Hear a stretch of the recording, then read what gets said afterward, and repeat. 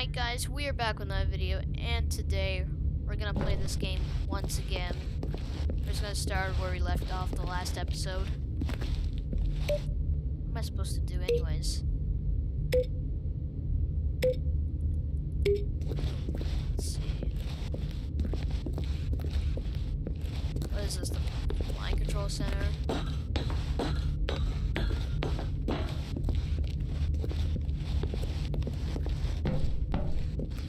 Let's just go in here, I guess.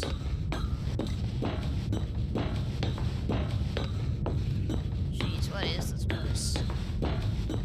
And when at last he found the source of the room's power, he knew it was his duty, his obligation, to put an end to this horrible place and to everything it stood for. Alright then, let's just turn this on. Oh, Stanley, you didn't just activate the controls, did you? After they kept you enslaved all these years, you go and you try to take control of the machine for yourself. Is that what you wanted? Control?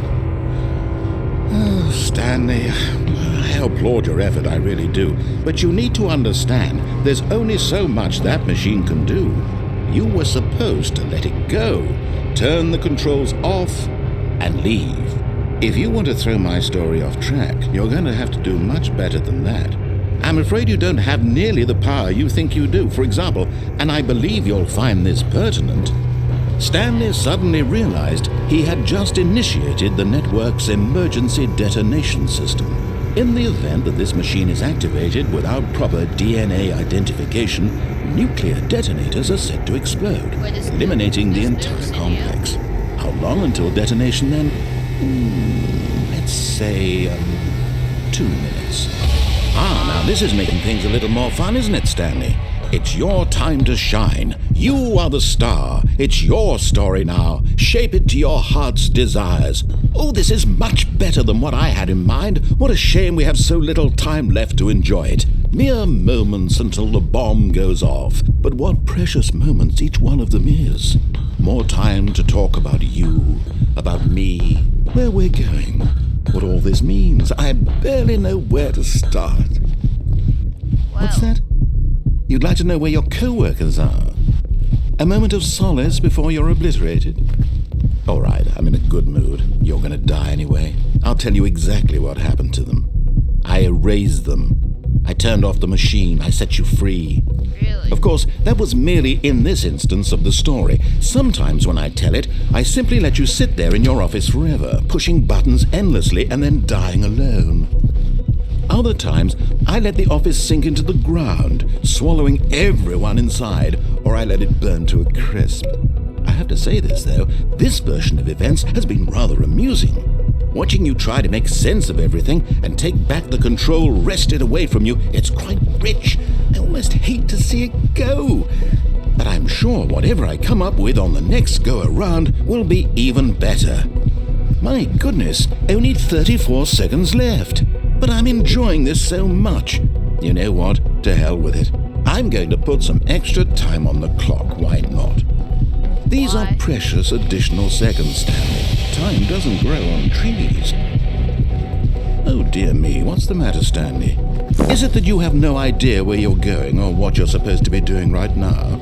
Or did you just assume when you saw that timer that something in this room was capable of turning it off? I mean, look at you. Running from button to button, screen to screen, clicking on every little thing in this room. These numbered buttons, no, these colored ones. Or maybe this big red button, or this door. Everything, anything, something here will save me. Why would you think that, Stanley? That this video game can be beaten? Won? Solved? Do you have any idea what your purpose in this place is? Stanley, you're in for quite a disappointment. But here's a spoiler for you. That timer isn't a catalyst to keep the action moving along. It's just seconds ticking away to your death. You're only still playing instead of watching a cutscene because I want to watch you for every moment that you're powerless. To see you made humble. This is not a challenge. It's a tragedy. You wanted to control this world, that's fine. But I'm going to destroy it first, so you can't. Take a look at the clock, Stanley. That's 30 seconds you have left to struggle. 30 seconds until a big boom and then nothing. No ending here, just you being blown to pieces. Will you cling desperately to your frail life, or will you let it go peacefully? Another choice. Make it count. Or don't. It's all the same to me, all a part of the joke. And believe me, I will be laughing at every second of your inevitable life from the moment we fade in until the moment I say, happily ever up. Nice.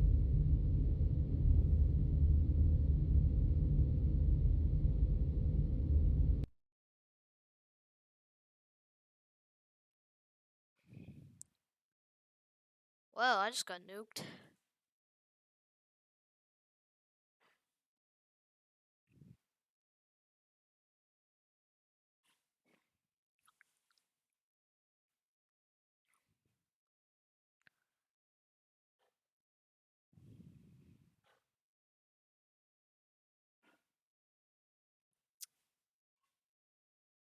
Hopefully this does not take 1 minute.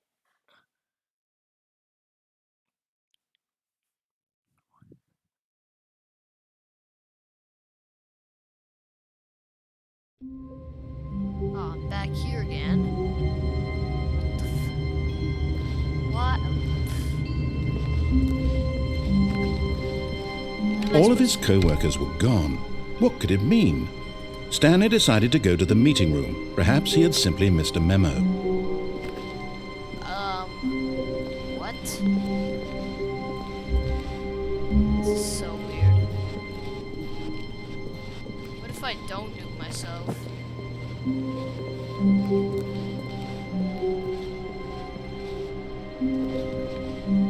This is so weird. When Stanley came to a set of 2 open doors, he entered the door on his left. Yeah, because why not?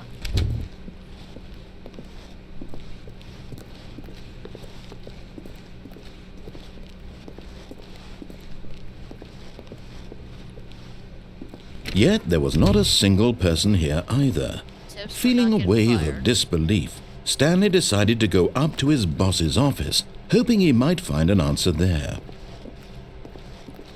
God, can-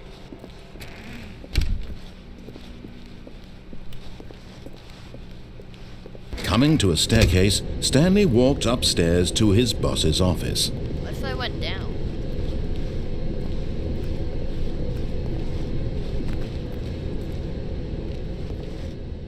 What is this place? But Stanley just couldn't do it. He considered the possibility of facing his boss. Admitting he had left his post during work hours, he might be fired for that. And in such a competitive economy, why had he taken that risk? All because he believed everyone had vanished? His boss would think he was crazy. And then something occurred to Stanley. Maybe, he thought to himself, maybe I am crazy. All of my co-workers blinking mysteriously out of existence in a single moment for no reason at all? None of it made any logical sense. And as Stanley pondered this, he began to make other strange observations. For example, why couldn't he see The his same feet thing over when he and over looked again. down? What is happening Why did here? doors close automatically behind him wherever he went? And for that matter, these rooms were starting to look pretty familiar. Were they simply repeating? Yeah, they No, were. Stanley said to himself, this is all too strange. This can't be real. And at last, he came to the conclusion that had been on the tip of his tongue. He just hadn't found the words for it. I'm dreaming, he yelled. This is all a dream. Oh, what a relief Stanley felt to have finally found an answer, an explanation. His co-workers weren't actually gone. He wasn't going to lose his job. He wasn't crazy after all. And he thought to himself, I suppose I'll wake up soon. I'll have to go back to my boring real-life job pushing buttons. I may as well enjoy this while I'm still lucid. So, he imagined himself flying and began to gently float above the Man, ground. can you like not say anything? Then he imagined himself soaring through space on a magical starfield, and it too appeared. It was so much fun, and Stanley marveled that he had still not woken up. How was he remaining so lucid? And then perhaps the strangest question of them all entered Stanley's head. One he was amazed he hadn't asked himself sooner. Why is there a voice in my head dictating everything that I'm doing and thinking? Now the voice was describing itself being considered by Stanley, who found it particularly strange. I'm dreaming about a voice describing me, thinking about how it's describing my thoughts, he thought. And while he thought it all very odd and wondered if this voice spoke to all people in their dreams, the truth was that, of course, this was not a dream. How could it be? Was Stanley simply deceiving himself, believing that if he's asleep he doesn't have to take responsibility for himself? Stanley is as awake right now as he's ever been in his life. Now, hearing the voice speak these words was quite a shock to Stanley. After all, he knew for certain, beyond a doubt, that this was in fact a dream. Did the voice not see him float and make the magical stars just a moment ago? How else would the voice explain all that? This voice was a part of himself too. Surely, if he could just... He would prove it. He would prove that he was in control, that this was a dream. So he closed his eyes gently, and he invited himself to wake up. He felt the cool weight of the blanket on his skin, the press of the mattress on his back, the fresh air of a world outside this one. I can't get out of Let me wake up, he thought to himself. I'm through with this dream. I wish it to be over. Let me go back to my job. Let me continue pushing the buttons. Please, it's all I want. I want my apartment, and my wife, and my job. All I want is my life exactly the way it's always been. My life is normal. I am normal. Everything will be fine. I am okay. Oh well. Stanley began screaming. Please, someone, wake me up. My name is Stanley. I have a boss. I have an office. I am real. Please, just someone tell me I am real. I must be real. I must be. Can anyone hear my voice? Who am I? Who am I? And everything went black. What the? This is the story of a woman named Mariella. Mariella woke up on a day like any other. She arose, got dressed, gathered her belongings, and walked to her place of work. But on this particular day, her walk was interrupted by the body of a man who had stumbled through town talking and screaming to himself, and then collapsed dead on the sidewalk. And although she would soon turn to go call for an ambulance, for just a few brief moments she considered the strange man. He was obviously crazy. This much she knew. Everyone knows what crazy people look like.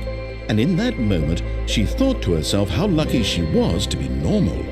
I am sane. I am in control of my mind. I know what is real and what isn't. It was comforting to think this, and in a certain way, seeing this man made her feel better. But then she remembered the meeting she had scheduled for that day. The very important people whose impressions of her would affect her career, and by extension, the rest of her life. She had no time for this, so it was only a moment that she stood there, staring down at the body. And then she turned and ran. Nice.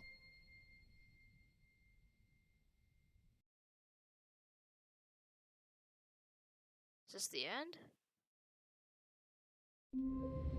What? I'm back here again? Stanley knew the office layout like the back of his hand. It was only a matter of time before he found the others, wherever they were. Just a matter of time.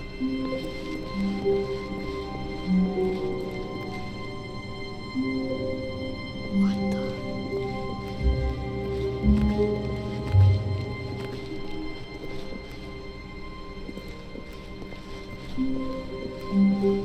When Stanley came to a set of 2 open doors, he entered the door on his left. Yeah, I don't care. I'm just gonna speedrun this thing.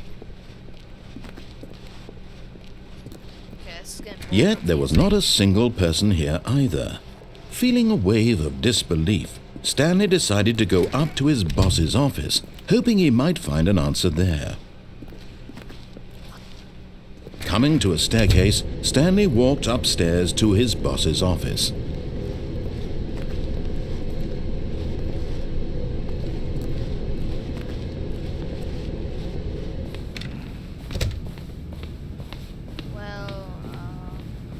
Stepping into his manager's office, Stanley was once again stunned to discover not an indication of any human life.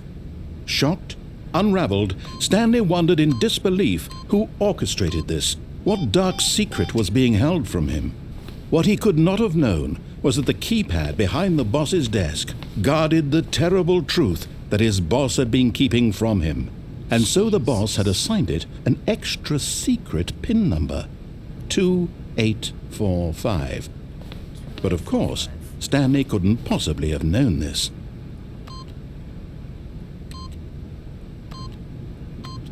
Yet incredibly, by simply pushing random buttons on the keypad, Stanley happened to input the correct code by sheer luck. Amazing. He stepped into the newly opened passageway.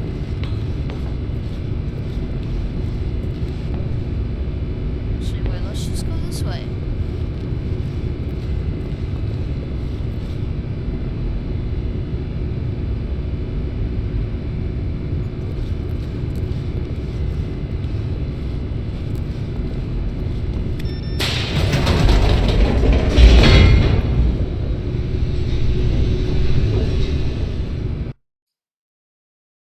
Okay then.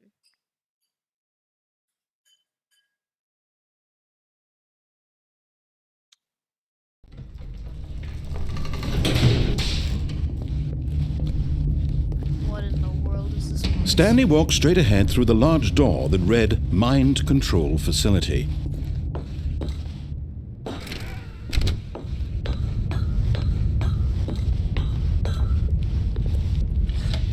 The lights rose on an enormous room packed with television screens. What horrible secret did this place hold? Stanley thought to himself. Did he have the strength to find out?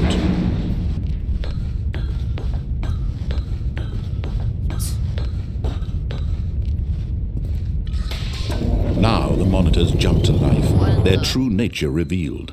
Each bore the number of an employee in the building, Stanley's co-workers.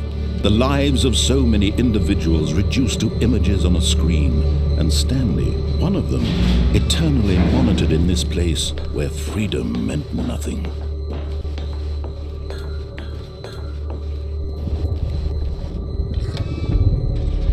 This mind control facility, it was too horrible to believe. It couldn't be true. Had Stanley really been under someone's control all this time? Was this the only reason he was happy with his boring job? That his emotions had been manipulated to accept it blindly? No, he refused to believe it. He couldn't accept it. His own life in someone else's control? Never! It was unthinkable. Wasn't it? Was it even possible? Had he truly spent his entire life utterly blind to the world? But here was the proof, the heart of the operation. Controls labeled with emotions, happy or sad or content. Walking, eating, working, all of it monitored and commanded from this very place. And as the cold reality of his past began to sink in, Stanley decided that this machinery would never again exist. Let's see now.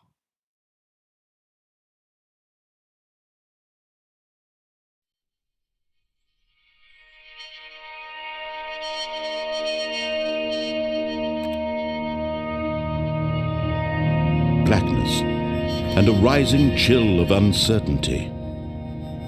Was it over?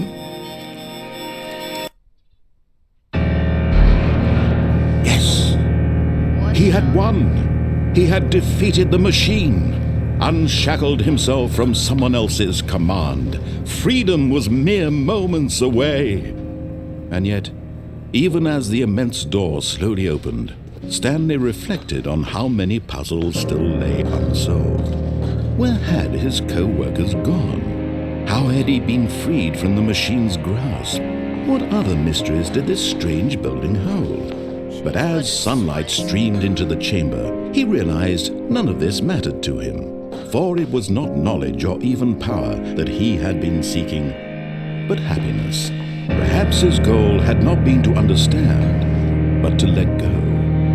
No longer would anyone tell him where to go, what to do, or how to feel. Whatever life he lives, it will be his. And that was Why is this all like he needed to Minecraft? know. It was perhaps the only thing worth knowing. Stanley stepped through the open door.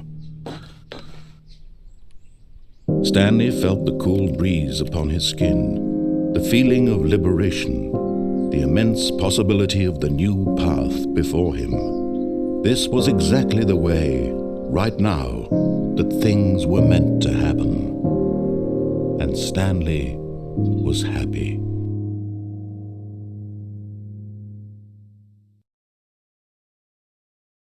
Okay. Did I really beat the game?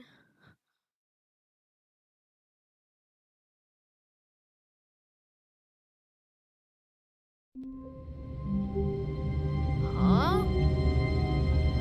Alright guys, I'm just gonna end off the video here. Like, share, subscribe, and bye.